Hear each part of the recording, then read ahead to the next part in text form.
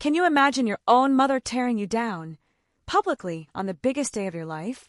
Mine did, at my college graduation. But what she didn't know was that a silent, patient reckoning was about to walk right into that auditorium, holding a faded canvas bag and 20 years of secrets that would make her regret every single word. My name is Clara Whitmore, and I was 24 years old that day. If you've ever been publicly humiliated by your own parents, comment, "I felt that" below. And if you want to know what was inside that old man's bag and why my mother's face turned pure white, hit subscribe right now. Because trust me, you need to hear what my mother had to see land right in front of her and what that old man had been carrying for 2 decades. To truly understand that day, I have to take you back to a Christmas dinner in 2013 when I was just 12. We had roast that year, and my mother poured herself the good wine into a Waterford glass she only brought out when there were witnesses. My sister, Genevieve, 18, fresh off her acceptance letter to Providence College, practically glowed at my mother's right hand. I sat across from her. My mother lifted her glass, thanking Genevieve for returning the investment. Then she pointed her glass directly at me and, in a voice she clearly thought was hilarious, added that I had cost more than the roof that year. She actually looked up at the ceiling as she said it. My father, bless his heart, laughed a beat later than everyone else. Genevieve just took a sip of sparkling water and wouldn't look at me.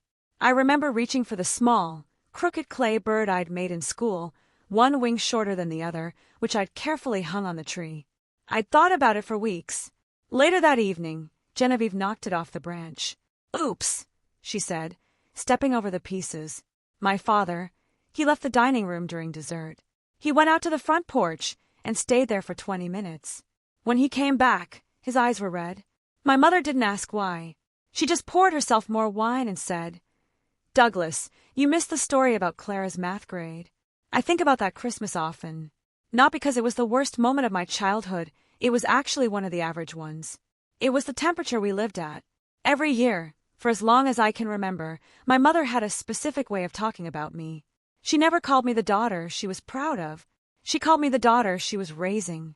Raising, you know, in the way you raise a project or a debt. If she had a stressful month at work, I became the reason. If Genevieve came home crying about a boy, I became the topic that pulled Genevieve out of it. If my father hesitated on a purchase, I became the item they should cut instead. My mother didn't say she loved me, and she never said she hated me. She just told me what I cost. By the time I was 16, I'd learned the shape of it. That year, the Rhode Island Governor's Youth Arts Award had a new category with a $6,000 stipend for the winner. My high school art teacher put my portfolio in. I won. The ceremony was in a folding chair room in Providence on a Tuesday evening. My mother had a dental conference. Genevieve was at the mall. My father came alone, sitting in row 4 in a jacket that was too heavy for spring. Afterward, the principal shook my father's hand and told him he must be very proud. My father, quietly, said, "I know someone who is." I didn't ask what he meant. I was 16. I thought he was talking about my art teacher. On the drive home, he asked to hold my framed certificate. He took a photograph of it on his phone. He didn't send it to my mother. That night, back in my small bedroom, I sat in the little oak chair in the corner and read for 2 hours. That chair had been in that corner for as long as I had been alive. It had 5 uneven stars burned into the backrest, and it was the exact right size for a child who wanted to read. My mother had told me more than once that it came from a thrift store, that it was junk. "Don't get attached," she'd say. "I keep meaning to throw it out." But I read in that chair for 20 years. I moved it into 5 different bedrooms. My nursery, my grade school room, my teenage room, my dorm at RISD, my apartment in Providence. Every time I packed, I told myself I would leave it. Every time I brought it. After the age of 8, I never asked where it actually came from. I'd learned by then that questions about certain things made the temperature in the house drop. There are 3 sentences my mother said to me at 3 different ages that I remember exactly. At 7, she said, "You cost this family." At 14, she said, "You know what you cost us." At 20, she said, "You are what we cannot afford." She never once told me what I had actually cost. She only ever told me that I had. The house I grew up in was a yellow salt box on the corner of Papa Squash Point Road and Bay Street in Bristol, Rhode Island. 2 stories, a small side workshop that was always locked, and a front porch that looked out onto the water. It was older than every other house on the street. My mother called it the Whitmore family home, in a voice she used only for people meeting her for the first time. "The Whitmores," she'd say, "have owned it since 2005. She told strangers we had roots there. In the strictest technical sense, she was telling the truth. There was a locked shed off the side yard I wasn't allowed to touch. There were initials cut into the concrete of the foundation near the back porch. WH. When I was 7, I asked whose they were. My mother told me, some workmen's from before we bought the place. She told me to stop looking at them. I stopped looking. I didn't stop noticing they were there. The house had a particular set of rules. Do not mention its age to guests. Do not touch the workshop. Do not accept anything, including cookies, from Marianne across the street. Do not ask about the initials in the foundation. Do not bring up your father's parents at the dinner table. I understood, without ever being told, that these were not ordinary rules. Ordinary rules protect a house from strangers. These rules protected my mother from my questions. Marianne Ashcraft lived directly across the street. When I was small, she was my favorite adult in the world, and my mother's least favorite. Marianne was tall and thin, with white hair in a low braid. She'd been widowed twice. She taught foundation studies at RISD for 40 years before she retired. In my mother's mouth, Marianne taught at RISD sounded like an accusation.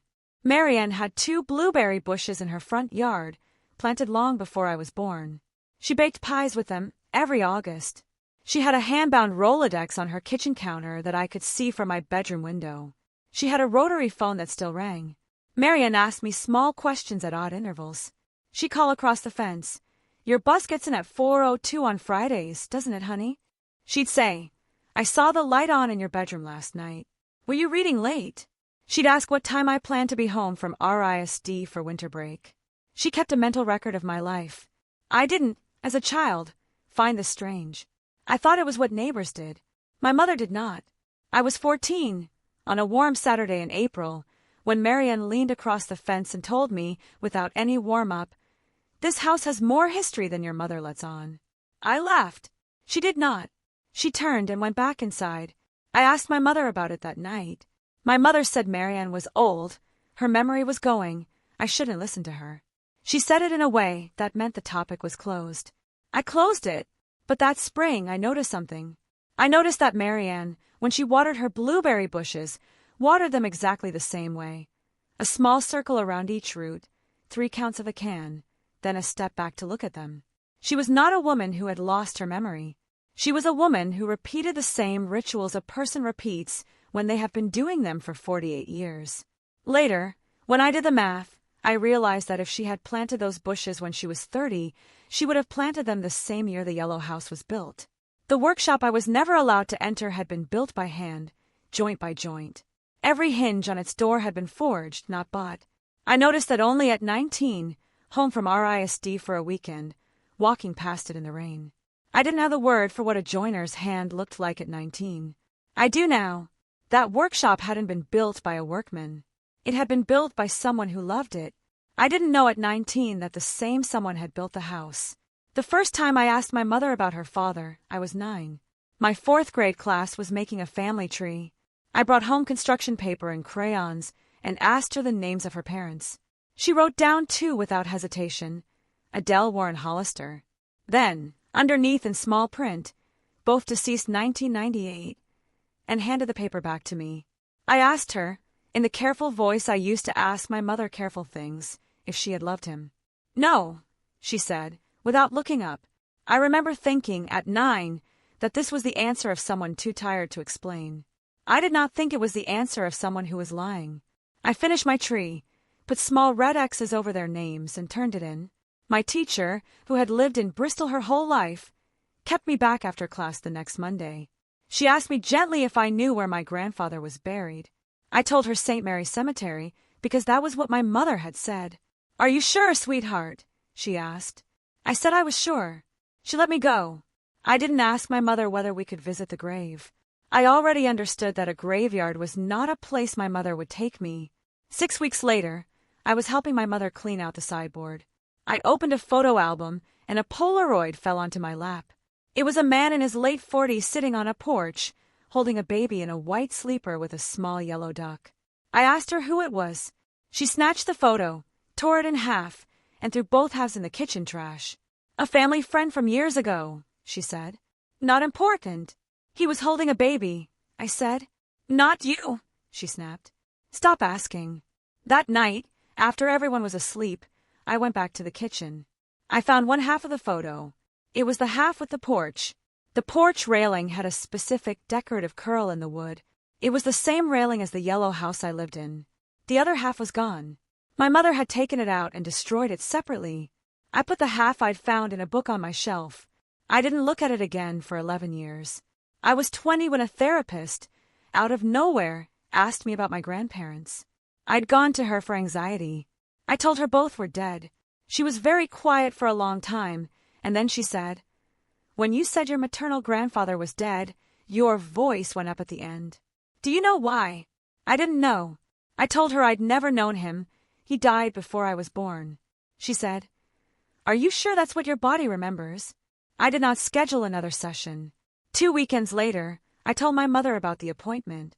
My mother offered to come with me. I said yes. When we sat down in the office, the therapist opened her mouth to speak, and my mother stood up and walked out. In the car on the way home, she didn't mention it. She played the radio. She stopped at a drive-thru for coffee.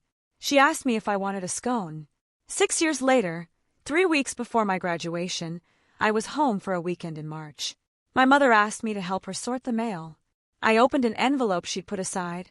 It was a Christmas card addressed to Colette Whitmore, and stamped across the front in my mother's own handwriting was the word refused. The return name had been crossed out with such force that the paper had torn. The postmark was Portsmouth, Rhode Island, zip code 02871. I looked up at my mother and asked who sent us mail from Portsmouth. "No one," she said. She took the envelope and put it in the trash. That night, after she went to bed, I went into her desk. In the second drawer, bound with a red rubber band, I found 9 identical Christmas envelopes, all postmarked Portsmouth, all addressed to my mother, all stamped refused in the same handwriting. The oldest was from 2017. The newest was from December of last year. I didn't know that night that my mother had been receiving one every year for 20 years. I only knew she had kept the last 9. I put them back where I found them. I closed the drawer. I stood in the dark hallway for a long time.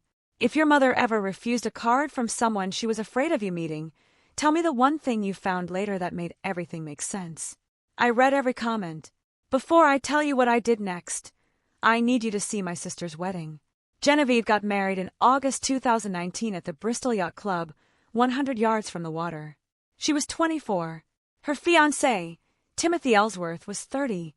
He had a very nice jaw and no strong opinions about anything, which, even at 17, I understood was why my mother had picked him. I was a bridesmaid. The summer before the wedding, when I was 16 and home from summer camp early, I overheard my mother on the kitchen phone with a caterer. She was confirming a $28,000 budget for the reception. I remember the exact number because that was the same day. Earlier that morning, I'd asked her for $340 for the art supplies I would need for my senior year AP Studio Art class. She told me, over the phone with the caterer just 3 hours later, that we were stretched thin, that I would need to learn to make do. She wrote the check to the caterer that afternoon with the same pen she'd used to refuse me. I didn't learn until much later how much everything had really cost. My mother gave Genevieve $28,000 for the wedding, $75,000 for the down payment on her and Timothy's first house in Warren, Rhode Island, and $42,000 for her MBA at Bryant University. That's $145,000 in overt cash support between the ages of 18 and 24. Overt, meaning documented, meaning she wanted my sister to know, meaning she wanted the world to know. At the rehearsal dinner, the night before the wedding, my mother gave a formal toast she'd written on index cards. She thanked my sister for being the daughter she could always be proud of. She raised her glass. She said to Genevieve, "Proof that some investments do come back." Everyone at the table laughed. My father clapped once and stopped. I was standing near the bar, looking at my hands. Marian Ashcraft, who was not invited to the wedding, stopped by the rehearsal dinner with a small wrapped gift for Genevieve. My mother received it at the door with the expression of someone accepting an eviction notice. Marian didn't stay. On her way out, she pressed a card into my palm without stopping. I read it later in the bathroom, standing in a peach de peony bridesmaid dress. My mother had ordered one size too small. It said, in Marian's careful hand, "You are worth every dollar, honey." I didn't, at 17, know what to do with a sentence like that. I put the card in the pocket of the dress. I still have it. 3 years later, my niece Rosalind was born. She's my sister's daughter. She was 5 in the spring of my graduation. She has soft brown hair and a chin I would only later recognize as my grandmother's. She loves picture books about horses. In September of 2023, when Rosalind was 3, she came to my Providence apartment for the afternoon while Genevieve was at a work conference. I made her cereal for dinner. I poured with too much enthusiasm. Some of it spilled. Rosalind flinched. I put down the bowl and sat next to her. I asked her, in the voice I use for scared things, if she was all right. She said, "Mommy doesn't like when I spill. I'm expensive to feed." I asked her where she'd heard those words. She said, "Mommy says I cost her the fun year." I fed her the cereal, one small spoonful at a time. I told her she could spill as much as she wanted at Auntie Clara's. I told her that at my house, the only thing that cost anything was the cereal, and the cereal was cheap. That night, after Genevieve picked her up, I sat on the floor of my apartment for a long time. The little oak chair was in the corner of my bedroom. I stared at it. At Christmas dinner 3 months later, my mother let something slip. She was complaining about the practice, my father's dental practice, which had been slow that winter. She said quickly, without emphasis, "I've been carrying this family since I borrowed against this house." My father coughed. He said her name, one word, "Colette." My mother didn't miss a beat since we bought this house, but I had heard her the first time. 3 months after that, on a Monday morning, I would walk into the Bristol Town Hall recorder's office and ask, in a very calm voice, for the property records for the yellow house on Papa Squash Point Road. That was still 6 weeks away. Before that day, I had one more conversation to have, and the woman who had planted the blueberry bushes 48 years ago was already on the other side of the street, watching my mother's car back out of the driveway. My mother went to Boston that April for a dental conference. My father went with her. Genevieve was at her own house with Rosalind. I drove down from Providence for the weekend and let myself into the yellow house through the front door. The alarm chirped. The kitchen was very quiet. Marian rang the bell at 3:15 in the afternoon. She was carrying a blueberry pie on a chipped white plate. "When I opened the door," she said, "I saw the light on. I wondered if you were alone." I let her in. She set the pie on the kitchen counter. She looked around the room the way a person looks at a room they used to know. I asked her, because I couldn't think of what else to ask, whose plate she'd brought the pie on. It was chipped along one edge, and the china pattern was very old. Marian said, without smiling, "Your grandmother's." "Come in," she said. I followed her to her own house. We crossed the street in silence. When she opened her front door, I saw, for the first time in my life, the wall of photographs she kept in her living room. There were 6 frames. I looked at each one. In the first, Marianne was standing next to a woman I had never seen before, tall, thin, with a wide smile and a summer dress. In the second, the same woman was pregnant. In the third, she was holding a baby I recognized as my mother. In the fourth, she was standing beside a man in his 40s at a beach cookout, carving a small piece of wood at a picnic table. In the fifth, the same man was holding a toddler on his knee. The toddler was me. In the sixth, the same woman, older, thinner, softer around the eyes, was holding me on the front porch of the yellow house across the street. She was wearing a yellow scarf. I sat down on Marianne's couch. Marianne poured me tea. She sat across from me. She said, "I have been waiting a long time to have this conversation. So, I need you to ask me first, honey." That was the promise I made him. "I can't say anything until you ask." I asked her, in a voice I did not recognize as my own, if my grandfather was alive. She said, "Yes, he has been the whole time. He asked me not to tell you until you asked." I did not cry. I did not say anything. I sat on her couch, and I looked at the photograph of the woman in the yellow scarf. Marianne slid a leather album out from under her coffee table and set it on the cushion beside me. It was embossed on the spine with the initials AMH. This is yours to look at when you're ready. But there is one photograph I want you to see first. She reached inside the front cover and took out a single Polaroid. She handed it to me. It was a picture of the man from the fourth and fifth frames, sitting on the porch of the yellow house across the street, holding a baby in a white sleeper with a small yellow duck on the front. The baby was me. The man was holding me the way you hold something you have wanted for a very long time. Marianne turned the photograph over.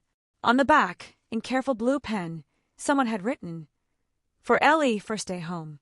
Grandpa Warren, October 15th, 2001. I said the name out loud. Ellie. Marianne nodded.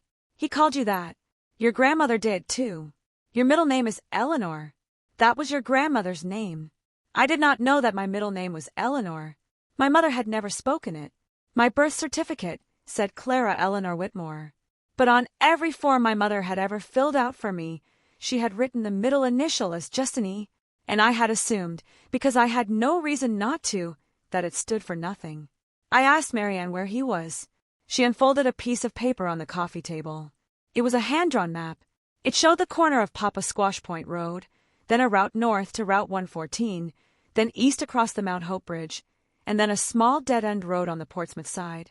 At the end of the dead-end road, she had drawn a square. She had labeled the square, in the same careful hand, Warren. At the bottom, she had written, 12 minutes. He will be home on Saturday mornings. I asked her, because I had to, if he had known about my graduation. Marianne did not hesitate. He knows every semester's dean's list. He has for years. I put the Polaroid in my pocket. I picked up the map. I stood up. I told her I was going to drive over on Saturday. She said, "Take the pie. He has not had blueberry pie in a long time." I took the pie. I walked back across the street. I sat in the kitchen of the yellow house, my grandfather's kitchen, for a very long time. That night, I did not sleep. I looked at the Polaroid for hours. I did the math. In October of 2001, when I came home from the hospital, my grandfather had been 49 years old. He would be 74 now. 12 minutes away. For 24 years. The Mount Hope Bridge is a suspension bridge that runs from Bristol across the mouth of Mount Hope Bay to the town of Portsmouth on Aquidneck Island. It was built in 1929. It has 2 green towers and a set of cables that catch the morning sun and hold it. I have crossed that bridge dozens of times in my life. On school trips, on beach days, on drives to see friends in Newport. I never wondered why I liked driving across it. I never wondered why I always slowed down in the middle. That Saturday morning in mid-April, I crossed it at 8:30 alone, with a blueberry pie on the passenger seat and a hand-drawn map on my lap. The Portsmouth side smelled like cut grass and diesel. The exit ramp curved past a farm stand with a hand-lettered sign advertising the first daffodils of the season. I took a right onto Bristol Ferry Road, then a left, then a long straight run past a set of low stone walls and a horse pasture and a house with a white pickup in the yard. Then I turned onto a dead-end road called Wapping Road, and I drove slowly to the very end. At the last mailbox on the left, in blue paint that had faded to the color of stone, was a single word, Hollister. I parked. I did not get out for a while. I could see through the trees a small, one-story cottage with white clapboard siding. There was a carved bench beside the front door with a small oak leaf motif along the seat. There were 2 blueberry bushes flanking the walk. I got out of the car. I took the pie with me. I walked up the path. I knocked. Inside, someone set something down. Wood on a workbench. A soft, solid sound. Then footsteps. The door opened. He was 74 years old. He was still tall. His hair was silver and thick. He was wearing a canvas workshop apron with sawdust on the front, and he had a wood chisel in his left hand. He looked at me the way you look at someone you have been imagining for a very long time and are afraid to disturb. He did not step forward. He stepped back. He held the door open. He said, "You have your grandmother's eyes. I have been waiting a long time to see you use them." I did not cry. I did not know why I was not crying. I gave him the pie. He carried it to the kitchen. He put it on the counter. He set the chisel down beside it. He turned to me, and he asked, in the same steady voice, if I would like to see where he worked. I said yes. The workshop was behind the cottage, connected by a covered breezeway. It was clean and warm, and it smelled like walnut oil and cedar. There was a long workbench under the window. There was a wall of hand tools arranged by size. There was a shelf that ran the length of the far wall. And on the shelf were 62 hand-carved wooden birds, sparrows and wrens and small owls, each about the size of a fist, each perfect. He walked me around the room. He showed me a rocking chair he was making for a neighbor's grandchild. He showed me a stool he was carving for a nurse who had helped him after a bad flu 3 winters back. He showed me a small child's chair sitting on a low bench, oak, roughly 14 inches tall. The backrest had 3 stars burned into it, uneven, hand-cut. I asked him what it was for. He said, "For nobody in particular. I make one every couple of years. It helps me remember how to do it right." I said, "How many have you made?" "This is the 10th. I said, "I have the first one in my bedroom in Providence." He set his other tools down. He put his hands on the workbench. He looked at the little chair. He did not look at me. "There's something I need to tell you, Ellie, before we do anything else." I looked up at him. "Your mother didn't lose the house. I signed it. I did not know what I was signing, but I signed it." I did not ask any more questions that afternoon. I didn't know how. I stayed for 2 hours. He made me tea. He showed me a picture of my grandmother that he kept over the workshop sink, young Adele, holding baby Colette, laughing at something outside the frame. At the end of the afternoon, he walked me to my car. He held the door open. He said, "Come back when you have the questions. I have the answers, and I have the paper." I drove home over the Mount Hope Bridge. It took 12 minutes. I did not turn the radio on. I came back the next morning. He had laid out a folder on his kitchen table. Inside the folder was one document, and beside the document was a mug of coffee for me and a mug for him, and a small plate with a piece of toast on it because he wasn't sure what I ate for breakfast. The document was a photocopy of a quitclaim deed. It transferred title of the house at the corner of Papa Squash Point Road and Bay Street in Bristol, Rhode Island, from Warren Hollister, sole owner, to Colette Whitmore. It was dated May 8, 2005. I read the date twice. I did the math 3 times before I said it out loud. That is exactly 21 years before my graduation. To the day. I asked him what had happened. He told me, in short, even sentences, without embellishment, exactly what had happened. My grandmother Adele had been diagnosed with pancreatic cancer in November of 2004. She had died in the Yellow House on February 15, 2005. He had been 52 years old. He had built the Yellow House with his hands in the spring of 1978 when he was 26, before he married her. In April of 2005, 2 months after her funeral, my mother had come to the Yellow House, where he was still living, where he had been living for 27 years, with a stack of papers. She said they were to protect the house from creditors during the estate settlement. She told him he was in a bad way, and he needed to trust her. He was in a bad way. He trusted her.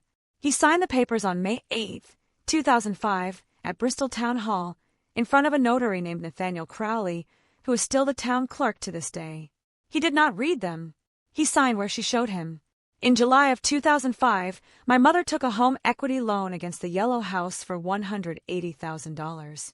In August, she registered a business, Whitmore Family Dentistry, with $135,000 in startup capital. The remaining $45,000 went into home renovations of the Yellow House, which she now owned. He found out in late August when he stopped by the house to bring my mother a set of children's chairs he had been making for the 4-year-old and the 10-year-old of the family. My sister was 10. I was 3. My mother met him at the door, thanked him, and asked him, in a voice she had already rehearsed, never to come back without being invited. He tried to be invited. He was not invited. He wrote letters. He was not answered. He sent a card at Christmas. It came back marked refused. He sent one every year for 21 years. 12 of them my mother destroyed. The last 9 she kept in the second drawer of her desk, and I did not know why. He did not go to court. He was 53 years old, freshly widowed, and he did not have the money or the will to fight his own daughter. He rented a small cottage 12 minutes across the Mount Hope Bridge, and he stayed close and he waited. He said all of this at his kitchen table on a Sunday morning in April. He did not raise his voice. He did not ask me to be sad for him. He said it the way you say a fact you have already lived with for a very long time. I asked him if I could see the deed for myself. That is exactly what I hoped you would ask. I drove to Bristol Town Hall Monday morning at 9 o'clock. I asked the woman at the recorder's office for the property records on the yellow house at the corner of Papa Squash Point and Bay. She looked up at me over her glasses. She said, "That's the Whitmore house, isn't it, honey?" I said yes. The house was originally deeded to Warren Hollister in 1978. "You knew that, right?" "I do now." She pulled the file. It confirmed everything my grandfather had told me. The 1978 deed, the 2005 quitclaim, the 2005 home equity loan, $180,000, filed in the same office. The business registration for Whitmore Family Dentistry, dated July 30th, 2005, with the same $135,000 seed capital. I asked to see the mortgage witness signatures. The witness signature on the home equity loan was my father's. I sat down on a folding chair in the town hall lobby for 10 minutes. Then I called my grandfather from the parking lot. He signed too. "I know," he said quietly. "He tried to make it right. That's a separate conversation. But he never told your mother he tried." I called Marianne that night at 11:14. She picked up on the second ring. I asked her, because I had to ask someone who knew all of it, if my grandmother had known. "Adele told me she was worried about the house," she said. "She said, Coletta's going to make him sign it. Watch her." She died a week before it happened. I did not sleep that night. My grandmother had seen it coming. My grandfather had been warned. He had signed anyway because his wife was in the ground and his daughter was in the doorway, and he could not tell the difference between the two griefs. I did not call my father. I drove to his office. It was a Wednesday. The last patient of the day left at 6:45, and I walked in the front door at 6:50. The reception was empty. He was standing in the doorway of his private office. He said, without looking surprised at all, "You saw the house records, didn't you? Sit down, Dad." He sat down. He led me past the exam rooms to the small office at the back of the practice, and he unlocked a padlocked filing cabinet in the corner. He pulled out a manila folder, much thicker than I expected. He set it on his desk. I've been waiting to have this conversation for 18 years. The folder was a ledger, 12 handwritten pages. Every entry was a wire transfer from Warren Hollister, Portsmouth, Rhode Island, to Douglas Whitmore, Bristol practice account. Small amounts quarterly, larger amounts every fall, sized to my tuition bill. A single line item dated August 12, 2019. $12,000, marked first car, Subaru. At the bottom of the last page, in his careful dental school handwriting, was a total $130,900. He said, "Every dollar your mother has ever claimed she spent on you, the camps, the pre-college program at RISD, the 4 years of your BFA, the used Subaru you thought your father bought you at 17, none of that was hers, and none of that was mine. That was your grandfather's." My heart sank. "So what did she actually pay for?" I asked.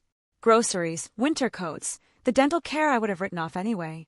Her real out-of-pocket cost for you over 24 years is under $12,000. I looked at the ledger. 71 entries. 18 years. Does she know? She thinks I have a side income from an insurance settlement my father left me. That is what I told her in 2006. She has never asked to see a statement. It fit her theory of who I was, and she trusted the theory. I asked him how he had done it. He told me in March of 2006 he had opened a separate business checking account, sole signatory himself. He had told my mother it held an inheritance from his own father's estate, which was mostly true. His father had left him a small amount, about $15,000 in 2003. He had put that money into the account. He had told my mother it was the whole inheritance. She had never asked for the paperwork. Every time my grandfather sent a wire, my father added it to that account and then paid Clara's expenses out of it. That was all. There was one lie told once, and a wife who never opened a bank statement in 18 years. I asked him about my master's. Your grandfather stopped sending money at the end of your BFA. He said he wanted you to have at least one degree you could claim as entirely your own. Your master's is federal loans and the Design Fellow Scholarship. She and I did not put a dollar into it.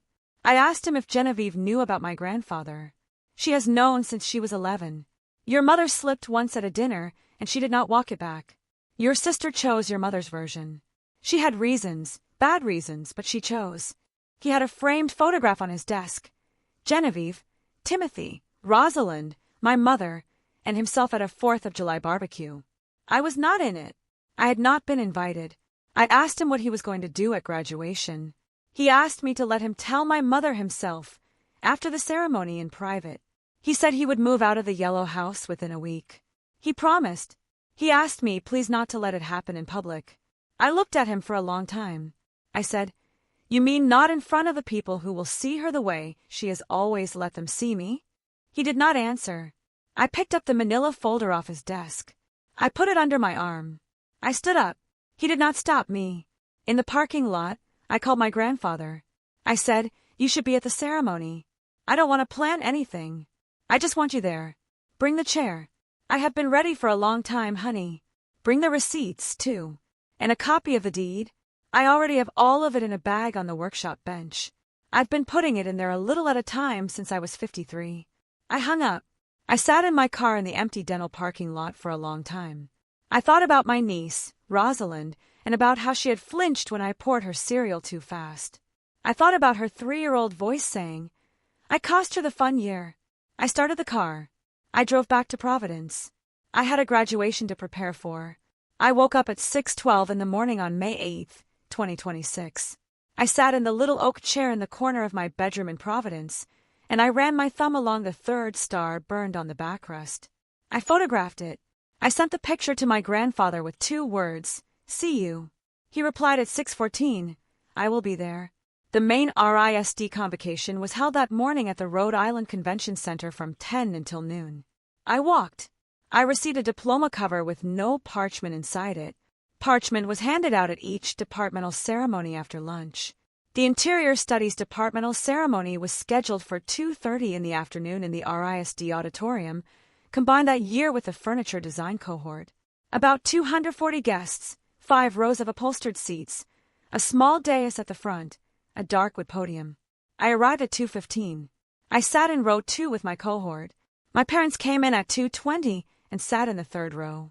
Genevieve arrived at 2:25 with Rosalind on her lap, and Timothy behind them in row 4. Marian Ashcraft entered at 2:28 in a navy dress with a gold pin at the collar. She walked to the last row. My grandfather came in behind her. He was carrying a faded canvas bag against his chest. He sat at her right side. He did not look at anyone but me. Professor Fiona Whiteham stepped up to the podium at 2:30. She was the chair of the Interior Studies Department. She had been at RISD for the last 12 years of Marianne's teaching career, and Marianne had been her mentor. Whiteham opened with a short welcome. She glanced once briefly at the last row, and then back to us. Names were called alphabetically. Mine came 6th. I stood, walked to the dais, and received the leather portfolio with my parchment inside it. When Whiteham placed it in my hand, she held my hand a beat longer than she had held the others. She said quietly, "Only for me. You have a very good grandmother friend across the street." I returned to my seat. The 7th name was called. That graduate started walking to the dais. That was when my mother stood up. She turned to the row behind her, a woman she did not know, a father of another graduate, and she spoke in the voice her old theater training had shaped for exactly this kind of moment. Raising this girl was the biggest mistake of my life. We wasted so much money on her. The 7th graduate stopped walking. Professor Whiteham stopped speaking. My father rose slowly to his feet beside my mother, offering no protest. In the 4th row, Rosalind began to cry softly. My mother turned to me. She hissed, with pure venom, close enough that only the front rows heard the words, but far enough that the entire auditorium heard the sound. "Smile, Clara. Don't embarrass us any more than you already have." The entire auditorium went silent. Hundreds of eyes burned into me. I did not respond. I looked forward. My thumb found the 3rd star burned on the leather portfolio in my lap. In the last row, an old man my mother believed had died decades ago rose slowly to his feet. Marian placed her hand briefly on his forearm and let go. He walked down the center aisle. He was not fast. He was not slow. He carried the faded canvas bag against his chest with both hands. His footsteps were the only sound in the room. Halfway down the aisle, my mother turned to see who was walking. Her face changed. She stopped mid-sentence. My father sat back down. He put his face in his hands. Genevieve raised her phone to record, and then seeing him, she lowered it again. My grandfather reached the front row. Professor Whitem took one step forward on the dais, and with a small gesture, invited him to the podium. She stepped back. My grandfather set the canvas bag on the podium and unzipped it. My mother whispered, "No, Fiona." "No." Whitem did not answer her. My grandfather took out 3 things. He placed them on the podium one at a time. First, a small oak chair about 14 inches tall. 5 uneven stars burned into the backrest. He set it upright, facing the audience. Second, a bundle of check receipts bound with a rubber band. He set it beside the chair. Third, a single sheet of paper, the photocopy of a quitclaim deed. The date circled in blue pen at the top, May 8th, 2005. He set it beside the bundle of receipts. He looked out over the auditorium. He did not smile. He did not clear his throat. "I am not here to speak long. I am here to leave 3 things in this room." He pointed to the chair. "I made that for my granddaughter when she was 3 years old, on the porch of the yellow house at the corner of Papa Squash Point and Bay. It has been in her bedroom for 21 years. Her mother told her it was thrift store junk." He pointed to the receipts. "That is the running total of what I have quietly paid for my granddaughter's summer camps, her pre-college program at RISD, her 4-year undergraduate tuition, and her first used car. It comes to $130,900. Every dollar was routed through her father at my request because her mother had cut me out of her life. My daughter has spent 24 years telling the world she carried my granddaughter. She did not. I did quietly from 12 minutes away." He pointed to the deed. "That is the paper my daughter asked me to sign 21 years ago today, 3 months after her mother's funeral, when I was too grief-stricken to read what she put in front of me. I signed it. It transferred the yellow house I built with my own hands in 1978 into my daughter's name. She took out $180,000 against it. She used $135,000 of that to start her husband's dental practice and $45,000 to redecorate. Every dollar my daughter has ever spent on her older daughter, the wedding, the down payment, the MBA, came from that loan, which came from that house, which was not hers." He paused. He looked at my mother once. "My granddaughter is not a waste of money. Every dollar my daughter claims to have spent on her came from a house she took from a man who had just buried his wife." He looked at me. His voice softened. "I am sorry it took me 20 years to make this room see you, Ellie." He stepped back from the podium. He did not sit down. He stood beside the dais. The room did not applaud. It did not know how. If you have ever been the person who was told to smile through the humiliation, this is your reminder. Silence is a language, too. And the people who love you are usually the ones who taught you how to speak it without cruelty. My mother tried to stand. Her chair scraped the floor. Her knee did not hold her. She sat back down. My father's shoulders shook silently in his chair. In the 4th row, Rosalind reached her small hand toward the little chair on the podium. Genevieve pulled her hand back. Professor Whitem stepped forward. She said quietly into the microphone, "We will move the reception to the department gallery." The guests began to rise. My mother did not follow the crowd. From the last row, Marian Ashcraft stood up. She held the leather album against her chest. She did not walk toward the podium. She walked toward me. "There's one more thing you need to see, honey," she said in a voice only I could hear, "and it's not about you." The Interior Studies Gallery was 2 floors below the auditorium. About 20 guests followed us there. My mother did not. My father did. He stood by the far window, looking at nothing, his tie loose, his hands in his pockets. My grandfather sat on a padded bench near the entrance. Marianne set the leather album on the bench beside him. I sat between them. The album was embossed on the spine with 3 letters, AMH. I asked Marianne whose initials those were. "Adele Marian Hollister. Your grandmother's middle name was Marianne. She was named after my aunt.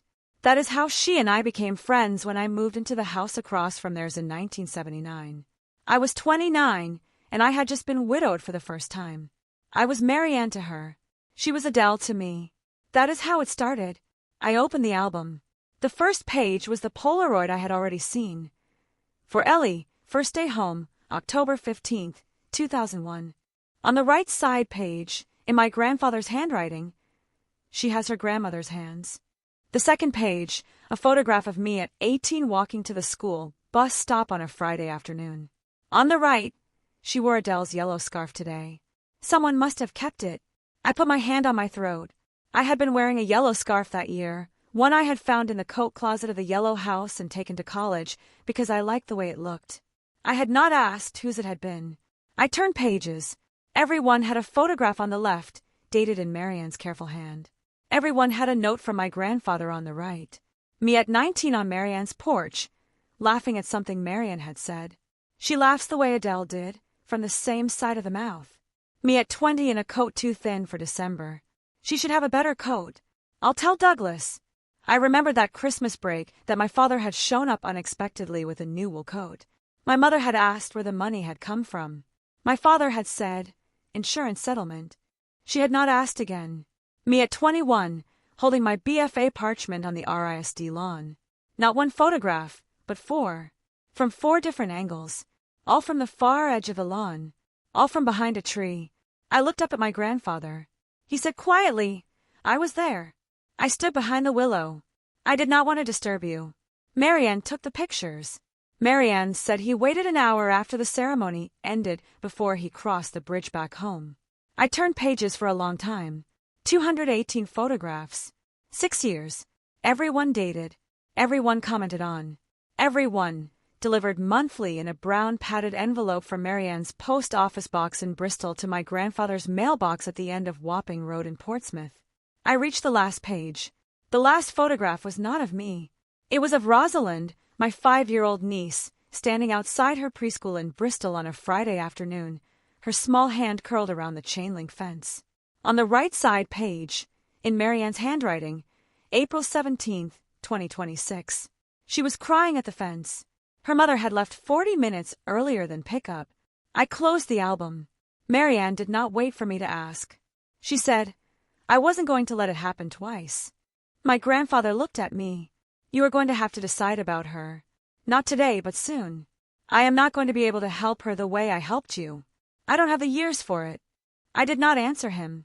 I stood up. I walked across the gallery to my father, who was still standing by the window. I took his hand, not in forgiveness, but in selection. I said, You are going to help me with Rosalind. He nodded. He did not speak. I walked back to Marianne and my grandfather.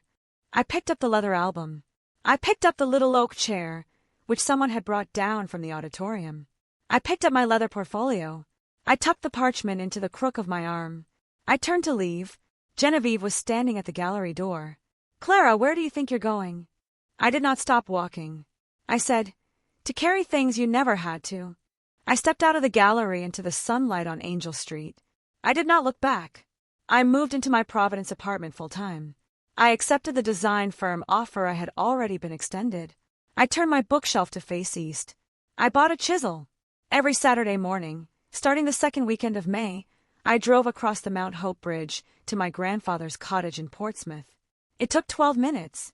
I did not ever turn the radio on during the drive. He taught me to carve. He taught me the leaves first, never the birds. Birds are last, he said in my second lesson. You have to know what a hand looks like when it's holding a piece of wood before you can carve a bird. Leaves teach you the hand. I made a lot of ugly leaves that summer. Marianne came over on Sundays with a pie. My mother refused to leave the yellow house.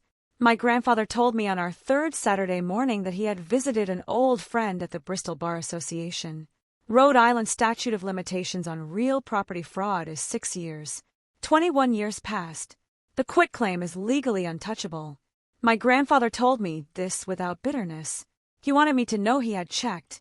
He said, When I asked him if he wanted the deed challenged, I asked, It's too late. 21 years. But even if it weren't, the house is not what she stole.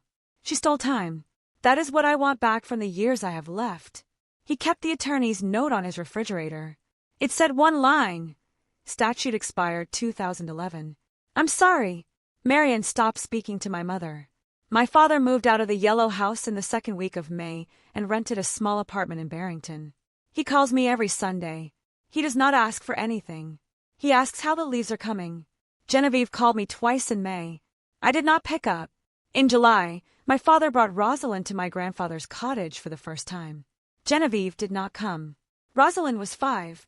She was quiet on the drive. She held her father's hand walking up the path. My grandfather met them at the door. He knelt down. He said, "Hello, Rosalind. My name is Warren. I made your Auntie Clara's chair when she was your age. Would you like to see where I make chairs?" Rosalind nodded. He took her to the workshop.